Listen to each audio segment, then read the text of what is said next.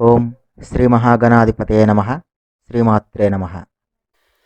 మిత్రులారా, ఈ వీడియోలో మనం మార్గశీర్ష మాసంలో వచ్చే ఆర్ద్ర నక్షత్రం కలిగి ఉన్న రోజున, అంటే ఆర్ద్ర నక్షత్రం కలిగి ఉన్న సమయాన శివదర్శనం, శివపూజ చేస్తే ఎంతటి ఫలితాన్ని పొందుతామో చెప్పుకుందాం.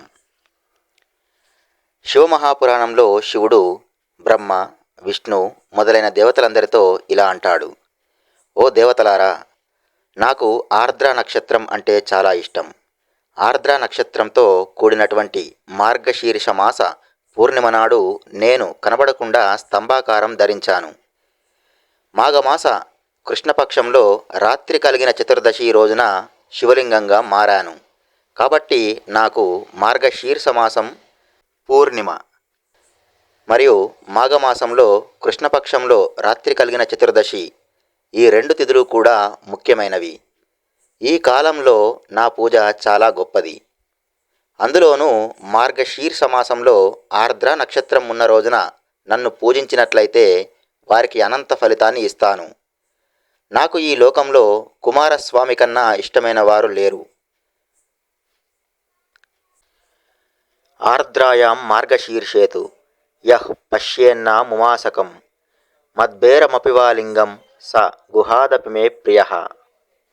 మార్గశీర్ష మాసంలో ఆర్ద్ర నక్షత్రం ఉన్న రోజున ఉమామహేశ్వరుల విగ్రహాన్ని కానీ లేదా నా శివలింగాన్ని కానీ పూజించిన వారు నాకు కుమారస్వామి కన్నా ఇష్టమైన వారవుతారు.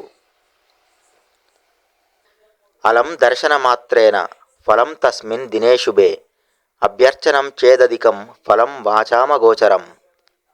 ఈ రోజున కేవలం నా దర్శనం చేతనే మహాఫలితాన్ని పొందుతారు. ఇంకా భక్తి శ్రద్ధలతో నన్ను పూజించినట్లయితే లభించే ఫలితాన్ని నేను కూడా వర్ణించలేను అని పలికాడు.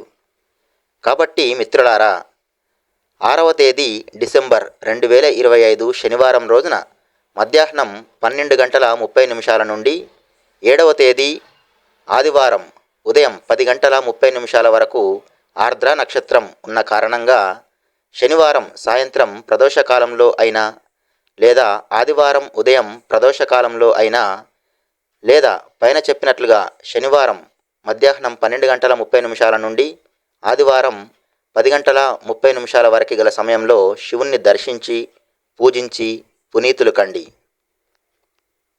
ఈ వీడియో మీకు గనక నచ్చినట్లయితే ఈ వీడియోని లైక్ చేయండి, కామెంట్ చేయండి, షేర్ చేయండి. అలాగే మా ఛానల్ని సబ్స్క్రైబ్ చేసుకుని పక్కనే ఉన్నటువంటి బెల్ సింబల్ని నొక్కి ఆల్ అనే ఆప్షన్ని ఎంచుకోండి. ఈ వీడియోని చూసినందుకు మీకు ధన్యవాదాలు.